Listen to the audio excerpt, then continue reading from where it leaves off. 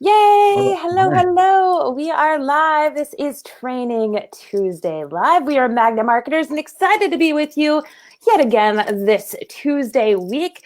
And we have a special treat for you today. Today, we're going to be diving into authentic storytelling and how you can use user-generated content. And we have a special guest to do so. Before we introduce our special guest, just a quick hello if you've not met before. My name is Jessica Phillips with Now Marketing Group and the president of the Relationship Marketing System. And my awesome co-host, he's Mike Gingrich. He's the president of Digital Hill, the co-founder of the popular apps, the Flopio, Tab Site, published author extraordinaire, and all around great guy marathon runner. How's it going, Mike? Hey, I am doing well and so thrilled to have a fellow marathon runner on the show today. We can't wait to talk about it a little bit. So this is exciting. Yeah, I thought I'd throw the marathon runner into the bio because of that commonality. And I'll let you introduce our special guest. I'm going to go ahead and share this out while you do that. Yes. All right. So again, welcome everybody. And thanks, Jessica, for the introduction here. Very pleased to have with us today Mordecai Holtz, and he is the chief strategist of Blue Thread Marketing, a boutique Israeli digital agency. And he is just outside Jerusalem right now. He works with clients that have spanned across 8 countries. Also serves as the new media director for the city of Jerusalem's tourism division. So we're going to be talking about some number of pieces that even relate directly to that. Over the past year, Mordecai has spoken at several international conferences, most recently Engage in Prague 2018. And that was a top 20 social media conference. He's an avid blogger, contributor in digital marketing space, podcaster, has written for Fast Company, BuzzFeed, Forbes, and more. So you have just recently launched Empathize It. That's your podcast focused on entrepreneurship, empathy, and the digital economy, right? So looking forward to learning a little bit more about that and digging into some pieces. So welcome. Thank you so much. Thank you. Good afternoon to you. Good evening to me. Yes. So you're 8 hours ahead of us on Eastern time zone. Thank you for taking some time out of your nights, losing a little sleep over this to be with us. I'll send you the bills later. Don't worry. You did say this was your go time, right? I actually enjoy this. This is my favorite time of the day. It's actually, I get excited. It's either I pass out or I get really excited and I'm amped up at this time of day. So it's awesome. Yeah. Well, you're not alone. There's some other people joining us. I'll just say a quick hello to BK, Terrence Keyser, Sarah Kelsey that are watching live with us right now. If you are one of those people watching live, say hello so we can welcome you as well as we dive into today's topic. So, Mordecai, I have to ask, how did you first get into the love of social media and where you're at? Good question. So the truth is I started working about 10 years ago. I started in the field of I have a master's in social work. Ironically, my BA is in media studies. I loved marketing and advertising I did a internship in PR and public relations for some really high-end clients in New York City. And one of my director of internship at the company said, if you really want to do PR and marketing well, you need to work in the nonprofit sector because it's passion driven, mission driven, and there's a lot, and you know how to work with a scrappy kind of real purpose. So that kind of got me on this idea of maybe I should work in that field. Then I moved to Israel in 2003 after getting married. And when I moved to Israel, I was like, you know what, this is a good idea. Let's go into the nonprofit sector. And marketing and advertising always kind of moved to that direction. And that was right around the time when social media was kind of getting into their groove. So I started reading a lot, listening a lot, engaging a lot, writing a lot I thought I was going to be the nonprofit guru and I hate that word, but I was going to kind of use it. Got it.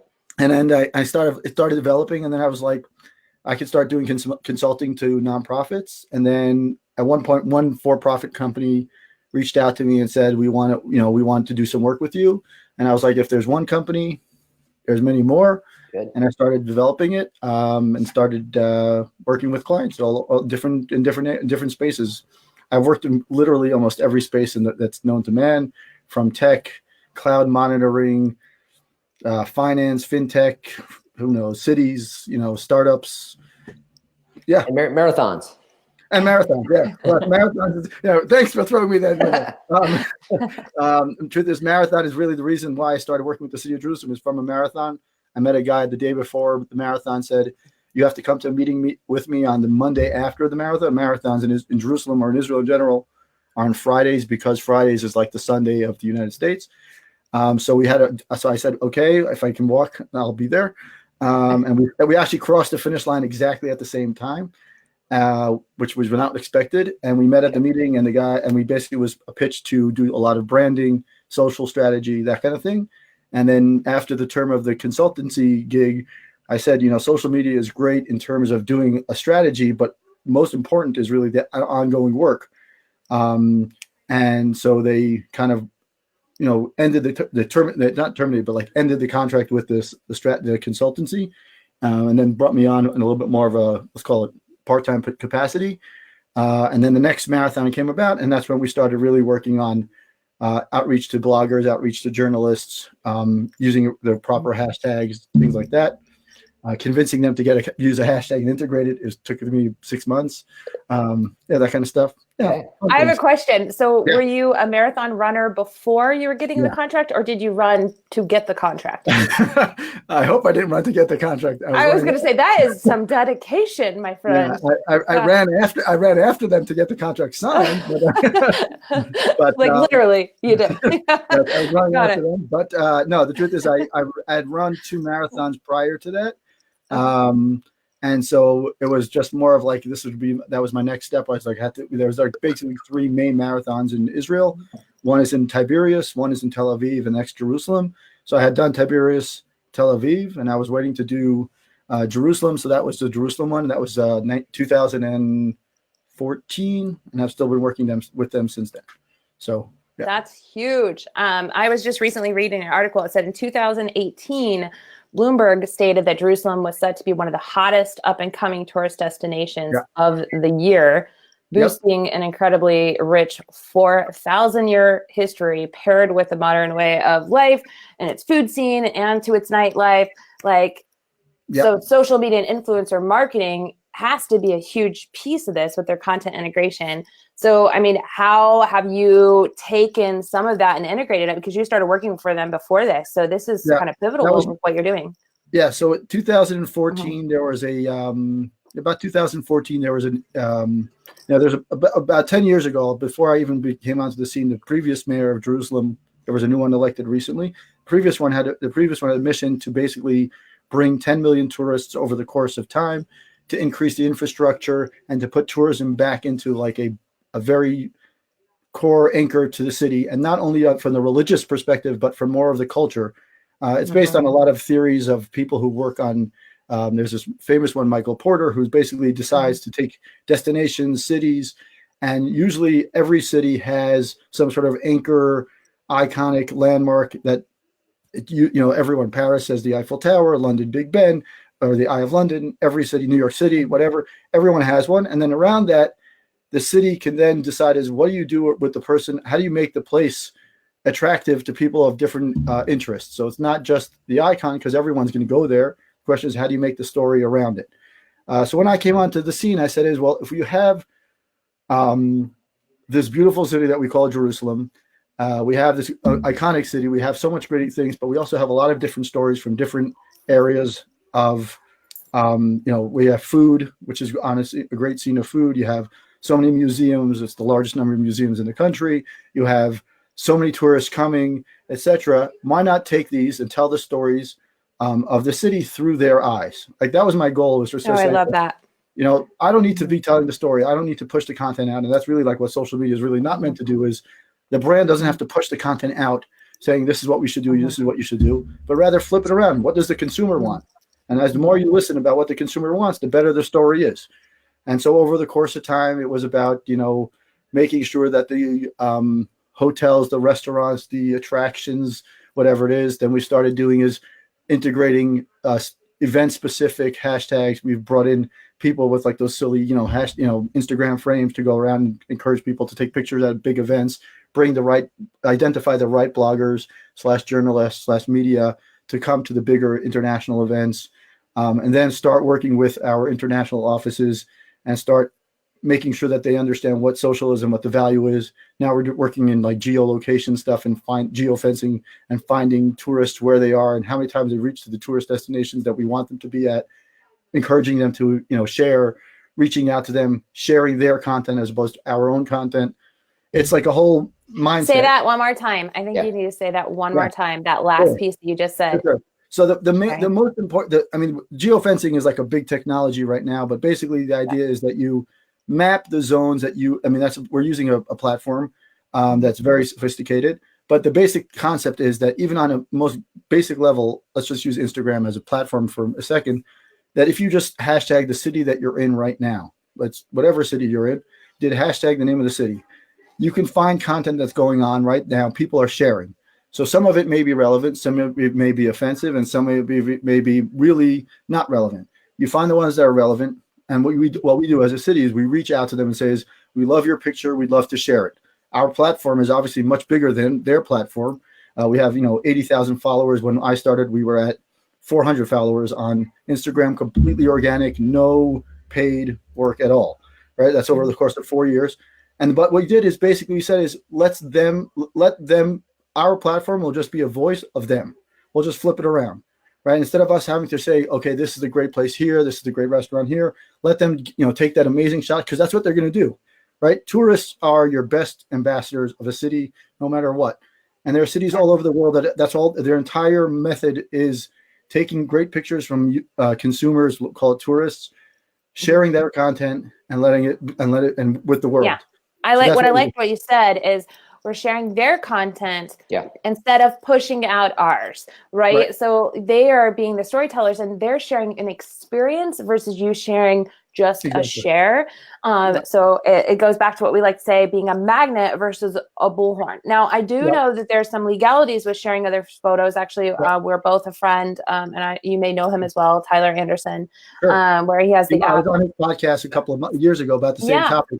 Yeah. Exactly. Okay. So Found on Tack, like he has a cool tool where, you can aggregate the content within his tool, but then also get like the permission to share it. Now, sometimes you can just do a verbal exchange with, it back and forth and legalities, but I know he makes that incredibly easy for people you don't have maybe that relationship with to share it. So just to let people know out there, you can't just take somebody's image and share it. Unfortunately, there does have to be some kind of agreement back and forth, but that is the best kind of content. Sharing people that are already showing and telling the story for you and from their eyes, which a lot of times they'll get way better photos than if you're just trying to stage something, right? Like friends eating dinner at a place where you can feel the energy in the photo and you can get the ambiance, the background, instead of you just kind of staging a plate and taking a picture. That's going to be 10 times more meaningful. And in fact, actually, the content that's shared by user-generated content, so UGC for short, it is over 26 times more engaging in the last Nielsen stat than just a post by a brand, which is huge. And it's logical and it makes sense. And if you think about it from the brand, right, everyone says is to give value, tell them what the consumer wants to hear, or like, Brian Fanzo likes to say is think like the fan, whatever it is, right? They all saying the same thing is, what is he saying? Well, or she's saying, well, instead of saying, what is he saying? Just take what he says and flip it back onto your platform, right? They're going to give you that best content. And that's and then that was part A of how we kind of grew our audience. And I can't say there's a direct link between, unlike many brands or companies, our goal, our only metric is, our success metric is not followers, it's not leads, it's how many tourists have stayed in a hotel in Jerusalem. That's it. That's our metric for success. Okay. Right. So yes, obviously there's all these nice metrics about numbers, engagements, and everything. But at the end of the day, unlike other brands where you have to see how many sales, we're just looking at how many bed nights. That's our overall metric at the end of the day. So another thing that we did, and this was also via social media, and this is where I really like to prove the ROI, is about 3 years ago, I was talking to someone, a colleague of mine online on Twitter, and I kept on seeing her that she was bouncing around to different cities. Every 3 months, she was at another city. And I was like, how do you get to all these different places? And she said, you have to check out this conference. It's for travel bloggers, and they bring them to different destinations. So within like a month after that, she introduced me to the organizers. And then in March of 2017, we hosted this conference. We brought 400 travel bloggers of different experience levels to Jerusalem, and within 3 days, we got a reach of 80 million people, 1,500 pieces of amazing word, both blog content, visual content, videos. And you get like all of a sudden, and then the value to the city is actually, it was over $1 million and some odd dollars of money spent during that time in terms of hotels, all the money that the city put in, people spending money there, et cetera. So all of a sudden you're saying is how much social work, there's your ROI. The content is still being shared 2.5 years later. People are still sharing content with that hashtag. So all of a sudden you're seeing where this can go. And that content, we still reach out to those people to, to talk about Jerusalem and tell their friends and things like that. So it really does, shape the mindset when you can say is, well, here's what we did. And now what we're trying to do, and we're actually going to be doing is now mimicking that conference in June. We're trying to mimic that conference and not bring it back, but do something similar in Jerusalem again for the same idea, to get more insight from the bloggers and the people who really have that digital influence. And I think that's the key there, that what you're talking about though is, when we user-generated content, but with the travel blog and now this group here, these are people who have followings, right? So when they're posting something, it's going to be magnified significantly based on that. That's an influencer. So you talk about that a little bit. So that's one way, is getting influencers. I'm kind of curious. I want to go back maybe even to the marathon, sure. Because you mentioned how you might have to try to get people involved sure. as an influencer for an event like that. What does that sure. mean? So at first, when I started out, and this is only my personal experience, it could be that other people in other destinations have different experiences. But when I started out about almost 6 years ago, they had I'm a marathon runner, so I kind of got into that when I was really, excited about the fact that I was able to work on this marathon, because it's kind of cool to say. And from a perspective of like social, and I was asking questions, and I said we really need to use a event-specific hashtag. And of course, you have these people, even 5 years ago, and they were just like, "What?" So I said, it's the basically pound sign, you mean? Yeah. I was just like, of course, I can explain it from now until I'm blue in the face, but they really didn't get it. I said, listen, and this is something that Israelis have that a lot of people just don't get. We call it chutzpah. It's like this, like little bit of like being a little bit pushy. I said, just trust me on this one. Put it up on your website, and we'll go with it. And they're like, okay, whatever, whatever this new guy's telling us to do it, we'll just do it. So we did it. And at the first year, I was basically, we had people going around the actual, expo space and the day of the marathon with these like Instagram frames and encouraging people to take pictures, etc. And the idea was that, they'll use their, like you said, they'll use their platform, their space to share an experience. They're going to be sharing pictures of their marathon and their experience anyway. Might as well leverage it in some way for the purpose of, exposure of the city's event. And so what we did is that year we had a reach of, I think it was like 250,000 people during that time of the marathon. The next year we had 1.8 a reach during that day or 2.5 days to run the marathon. The next year 3.6, all by just using a specific hashtag, a specific goal, which was to bring these. And then that was like part one. Part two is as the city, we were able to do for the main events that we have, we also do is we bring in some relevant journalists, bloggers from around the world, from every country, almost every country. We work together with the Ministry of Tourism, and we identify certain key opinion leaders, journalists, depending what it is, depending on the event. Every event is different. So the first year I was a little bit too late in the game to be able to identify the right journalists. But the second year when I came around 15 or 16, I said, instead of doing last year where we kind of found some very, generic kind of journalists, let's find ones that are sports related, life, and more like wellness, health, those kind of things. I've mapped them out, and I said, let's reach out to them. We brought them, and before we even brought them, we said, this is the event hashtag, and start encouraging people to let them know that you're coming, etc. Gave them some information. So even in the invitation, we already, kind of baked it into that. And then in the press release, we braked in the hashtag, and it was really much more methodical. And that's where you saw the big growth in, social reach. All of a sudden, the people are relevant. They're interested. They know what to do. They know the expectations. And that's where we started learning. And I started, kind of steering the conversation towards influencer marketing, but not just like that term that everyone's using now, but more of the conversation of clear expectations, be very transparent of what you want. You're hosting them, so they have a little bit of a very big obligation to you, but also because otherwise you don't know what to expect on the output side of what they're going to give you. And then you could come up with one post and they've said, we've done our job. And then you're disappointed because you spend a lot of money on them. So I love that. The idea is to clear expectations. We actually it took me 2 years to get everyone on board. Okay. And now we're finally coming up with a letter that we actually send out to every journalist, blogger that we host across the year that says, these are the expectations. If you're in social media, these are the expectations. It's something that came out of that conference we hosted, was something I said we have to put that into place, because as a city we have a responsibility for finance. We are looked at and viewed by our financial responsibility. We have people, the citizens of the city. We have a big responsibility, and people can ask us any time of day how much you spent, where you spent it, why you spent it. So if we know we have this letter, people are very clear about what to expect. Got it. Here's one of the things I heard, though, that's super crucial, I think, for any other business listening to this.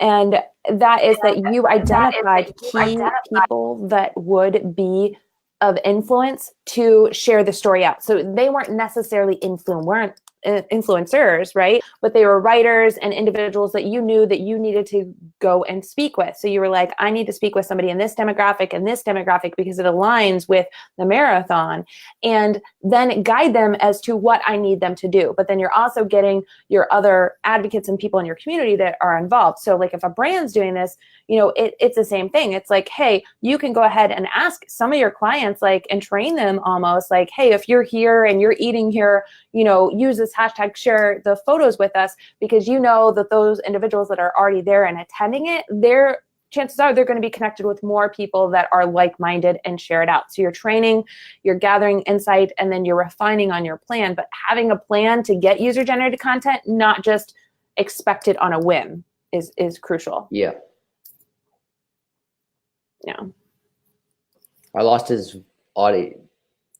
We can't hear your audio. You may have muted it because I think I was echoing back in your mic maybe when I started, but he may be reconnecting it. Can't hear you, so we'll just sing instead. But Mike, while he's grabbing that, are you guys currently using any user-generated content?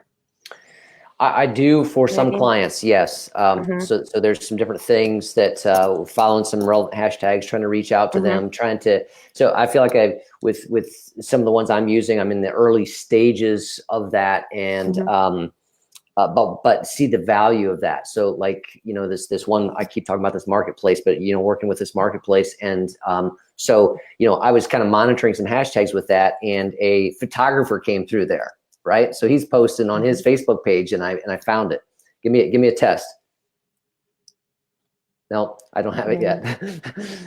You can refresh if you can hear us and log back in, and I'll bring you back into the show. We'll just keep chatting. Sometimes that good old refresh does it every time. Reload the page. Is that what you're saying? Yeah. Refresh. There we go. Yeah. He'll be back. Yeah. Well, one example of this too is starting your own around a common topic too. So, for example, relationship marketing. So I started using the hashtag relationship marketing and asking people to share their stories as it related, or hashtag build relationships, right? And then as people are sharing that, then I'm finding like-minded people that I may not even have been aware of yet. So even if these aren't your customers, but you're looking for like-minded people and you're trying to, use that hashtag in a way to collect information, that's also a great way of getting and aggregating content. And we just did that video that we talked about a couple weeks ago, or last week, maybe. It's all blending together now. But we did the video on the harsh truths, and we were talking about, okay, do we all want to use a hashtag so we know when it's shared, so we can participate in it. So it goes back to finding a way of collecting the information, organizing the information, but then also being able to repurpose it. And I think Mordecai was really spot on with hitting all three of those points. Okay, you hear me now? We can hear you. Yeah. Yes. All right. There we go. Sorry about that. You're good. It must be the 6,000 miles away. That's all. Yeah, the string and can doesn't, sometimes it gets out of reach.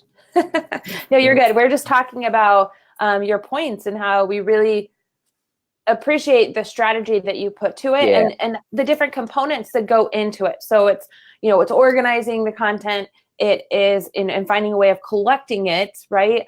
And then, educating individuals on how to participate, but then using it, right? So don't just collect it for the purpose of collecting it, like use it and really put it out there. It's one of those things that we're trying now is actually, that's where I got cut off, is we're trying to now is educate everyone in the city. We're actually going to be doing is running literally seminars to each industry, both hotels, restaurants, attractions, whatever, tour guides, and basically encouraging them to understand what a unified hashtag as an entire city really does and what we can actually all do together.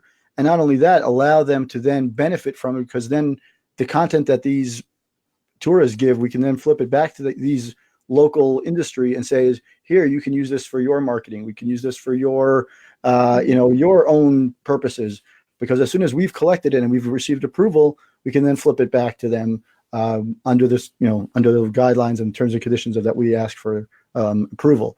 So it's like this really, it's not only the city benefiting from it, it's actually everyone within the city as a whole is really much more focused on that idea.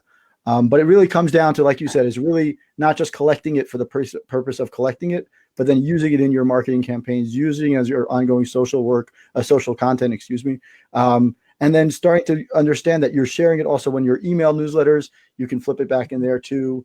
Some places even have like those big boards that, kind of share your hashtag and then, it appears, all those kind of things. They're all there for consumption and for people, for purpose. And if you know what you're doing, and are methodical about it, it really works. That's great. Like hashtags and tagging, I would say the brand are really two great ways of aggregating and collecting the user-generated content. Is there any other way that you've collected it? So we've collected it. So we've collected it, like you said, through hashtags and tagging us. The other thing that we've done is, like I said, geolocation is like a super sophisticated way.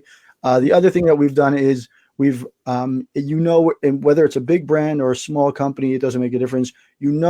Either times of day, where they might, if you're a company with multiple locations, which ones are more popular or less popular for whatever reason. So if those are the more popular ones, see if you can find a way to, take a test. We've done a lot of tests around which places we know are more popular. So we've tried to find ways that we can, encourage it. So maybe it's just a sign, maybe it's a contest, maybe it's, these, like I said, we literally hired people to walk around with these Instagram frames, which sounds silly, but everyone loves doing it. So might as well, if we know that people are doing it. So like these little things, during another event that's completely food related, we customized like placemats that were literally the size of the plate that every restaurant was using. And on the bottom of it, it said, share your food or share your dish with the hashtag kind of thing. So like all these kind of simple, they sound silly when you're talking about it, but when you think about like one much more strategic way, it's all these things are really there to encourage the consumer, whether it's the tourist, the visitor, the person who's buying your product, whatever it is, to do the things that they're going to do anyways in a way that's you can then benefit from it in a non weird way, but in a positive way. You said stand or walk around literally with the Instagram frame, literally like a cutout, right? I had to explain to the designer what I wanted. I took a picture from a place. I had women. It wasn't because they were women. It was actually not. They were very well respected, well dressed, and whatever, properly dressed. It was more because those were the ones who were available. We had, I believe, the first year we had 3 or 4. The next year we had 6 people walking around the place where everyone gathers for the marathon. It's not only a full marathon; it's full, half, 10, family runs, the whole thing. It's a whole day of sport, and we had people walking around for 4 hours, just encouraging people to take pictures with these frames. You made it fun. You're giving them, you're setting the stage for opportunity. And we also had like these, we had these big walls in the background with other hashtags with the same hashtag with a different thing. It was this year we're doing something crazier where we're going to have it on the route, and just like you have these arrow markers. You can also have, you're running it, share it too, kind of thing. Like we're baking it into the entire experience. And if you think like that, then it makes much more sense and people really enjoy it. Excellent. Love that. Baking it into the entire experience, but that just takes strategy. I think that the thing that what I've heard you talk about is the journey that you've on, kind of developed a method to it that you've had to get people on. Yeah, it took a lot of time, a lot of analysis, a lot of conversations with other people in other destinations, travel bloggers, people like that were not on the scene of Jerusalem at all. Whether they visited or not is not relevant. More just to get their insights of how to really encourage from a city level and how to really get all the players in place. Some of it's trial and error, a lot of it's trial and error, but a lot of it's also learning from different experiences with different clients that I've had throughout the years and putting it into like a much more macro perspective. And that's a lot harder to do when you have to create, also you have to create themes, guidelines, what happens when someone says something negative of your brand, all these things that everyone talks about. And you have to think about it when you're managing not just an office from the city, but you're actually managing, I manage only the city one locally in Jerusalem, but we have offices that market Jerusalem as a destination in 5 other countries, 5 other European countries plus China. So you're managing 6 offices. You have to give guidelines that are relevant to each one, plus content that's relevant to each one. So you're managing like this entire headquarter kind of thing. It all takes from its experience, questions, a lot of questions, and reading a lot of content from everyone across the board. Excellent. A question about the geofencing. Yeah. So I think that's kind of a interesting topic for many people. Like what are the barriers to reaching people with that? So geofencing is crazy. It's everyone does it right now. I mean, I'll tell you that basically any person who puts anything up on Facebook or Instagram or Twitter or any social platform, they always have their location on. So what these platforms, most of these platforms are pretty much over, they give or take a feature here or there. They're pretty much the same. What they do is they're aggregating the content based on parameters that you set up. So you set up where you want them to collect the content from. So it could be a street, it could be a city, it could be a hotel, whatever the case may be. And then what happens is anyone that shares content within those parameters gets aggregated to this platform. And then that's all it does. It doesn't save it. It doesn't store it. It doesn't collect your email address. It doesn't do anything more than that. From there, the platform then allows the user to then basically do is then decide what to do with it. You can save it. You can save it and decide to say, is okay, I will ask permission for use. You can then do retweet it and things like that, depending on which platform you're using, etc. So those kind of things. And that's the idea is the parameters are that you have to be sure that you're always asking permission for these content, which is a really important thing. People don't think that even though we have this platform, you think that you can't do that. You have to do it. It's legally, you have to do it. And second of all is that how is that done? How is permission? That's a good question. Okay, so usually it's done is that you have like some sort of like pre-made text or pre-authorized text that you've kind of created with your legal department. Hopefully it's your legal department. And it usually says is, we love your picture, tag us and share #agree with permission. Here's a link to our terms and conditions. So like with like a bit.ly kind of link. So that way they can see it. If they ever have any questions, they can always look back. And basically the terms or conditions are that we have the right to use the picture. But if we want to use it on a mass, like as a city, if you want to put it onto like a billboard in Times Square, we would have to get permission for that version of it. But otherwise, for digital purposes, let's call it for like resharing, regramming with permission and with credit, we have enough. We're bound within that term. So it's like you don't think about all these things that go into just sharing a picture in general. But like you said, Jessica, Tyler Anderson and I were talking about it. And it's like it really is something you have to think about because as a brand, we were almost sued for quite a bit, almost 100,000 local currency, which is about $25,000 or $30,000 for taking pictures that were sharing pictures. We found out that they were our pictures, but the company was on this mass spray of like trying to accuse many people, many brands that we were sharing pictures without permission. So you really have to be careful of it. And most consumers, doesn't make a difference what company and what brand, will be happy to share it as long as you give credit. Because they want to know that their brand is listening. Yeah, and they want to make sure that you are, asking for permission. I think most people, like you said, are happy to give approval when asked. But you need that documented, right? Because things change and memories fade, I think. So it's really good to get the permission and get it on record. So whether you're doing it through a legal team and following the steps like that you mentioned, or getting your legal team to get involved and give you that steps, or using a tool like Found on Tac, which makes it incredibly easy to get those permissions back, it's great and an easy way to then share that data on. So one of the things I heard you mention is, geofencing, and you talked through that. Are there any other tools that you use to really help you, to manage user-generated content or maximize it? There are so many tools that I use on a daily basis. I mean, I is a lot of to maximize it. A lot. Struggle is real. Right. Well, we do is basically, I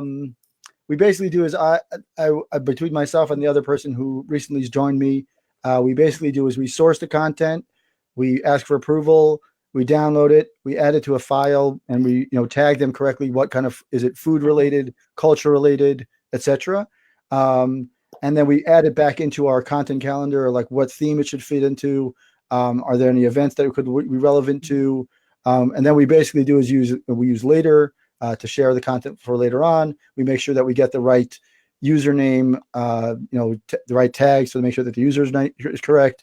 To make sure that if their story is that they're saying something about it, make sure that's accurate. So you have to fact check everything that they're saying, which is also important because you're, as the city official, you have to make sure that the content that they're saying is accurate to what you want to portray. So it's like, then we also do, we're sharing it in Google folders. We're sharing it in later in the folders, and later we're also sharing it back into, we use this, the geotag fencing platform. We also use that. We're kind of like triple or almost quadruple check ourselves in many different ways to make sure that we're always clear on whose content it is and where it falls under. So that makes sure that we're not trying to. We know that we're always able to like kind of track back. We also do some other, like we use the traditional form. We use I use Hootsuite a lot. I've started using Agora Plus recently, and I can't believe I didn't use it till now. I know that Agora Pulse is amazing. Like we have a client that sells headwear, right? And so they work with a lot of companies, and they don't sell it one-off. So they're not selling the actual hats. It's always also like rebranded by this company, right? They're just making it. But they are able to do some social listening. So we follow the clients and use Agora Pulse that way. So when the photos are posted, a lot of times they're tagging us, but sometimes they're not. But by using the social listening tools, we're able to find when that photo is posted and then go in for the ask for the approval to reshare it. Right. And that's where all the photos come from. It's awesome. Right. So that we were using that. And then I'm using, standard ones like Brand 24, just to like kind of see what people are saying. If there's articles they're about amazing too. Yeah. So I use like a bunch of different ways of like, a lot of it's more like logical, or if I was in the position of, I wanted to get them, if I was the client, as opposed to the person who's managing, if I was a client, I would want to make sure that the person managing my social platforms is listening to everything going on, or as much as possible, making sure that they know how to filter the right things. So I'm using I use like 8 or 10 platforms, even though I probably could use 1 or 2 and be just as sophisticated, but I use them all just to cover my bases. Some of them are like really low tech, silly versions, Google Documents and things like that. And other ones are much more sophisticated, which cost, $40,000 a year for licensing. Like it depends on what we're trying to do. But the idea is that you're really, and I'm a little bit of a stickler on it, but I think it's important because of the ramifications of what it could be if we don't have, clear rules, regulations, terms, conditions, and permissions from everyone for this content, especially at this level. Yeah. Not a small businesses don't get scared. We nerd out on tools, so you don't have to use them all, like you said. You don't need them all. Right? Yeah, you don't, definitely not. I started for many years. I used only free tools, and for many years I would shy away from getting paying for anything. Only within the last like 6 or 8 months, I said like I can't be at the level that we really need to be for not only for the city but for other clients as well. We have to get to a level of really amping it up. So we started paying for other sophisticated tools. But really for a while we were just trying to, not because we were trying to be cheap, but rather just thought we could figure out a way to do it without having to pay. But now we're really seeing the growth and the opportunity by really, these paid platforms are so great, and you can really use them well. And all within the terms and conditions of the various social platforms, which is important. So Here we go. So yeah. Mike, any last questions? Sorry, I'm echoing back. Let's see. I think any pitfalls to avoid. Yeah. Oh, good question. That's a great question, actually. Pitfalls to avoid. So the first one I would say is make sure to get permission. That's the first one. It's very common. People do it, and we share pictures, and as soon as we share it, within a month, we see people sharing our picture without credit, and we give credit, and we know that they're taking the same picture because we can track that. That's the first thing. That's a very big pitfall, is to make sure that you're really getting the permissions correctly, and make sure not to take pictures with our content. It doesn't have to be pictures. It could be anything. That's the first thing. The other thing is be very not being methodical about it and being lazy. If you're lazy, what's going to happen is you're going to create all these great themes and topics about your content. It doesn't make a difference what the topic is.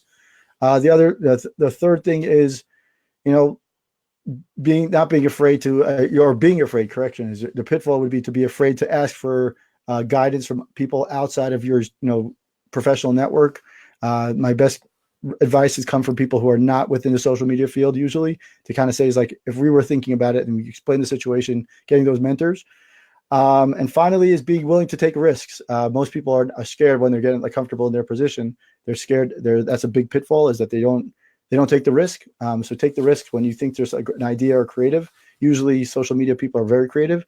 So let's give that, use that creativity, and don't be scared to flaunt it. Those are my things.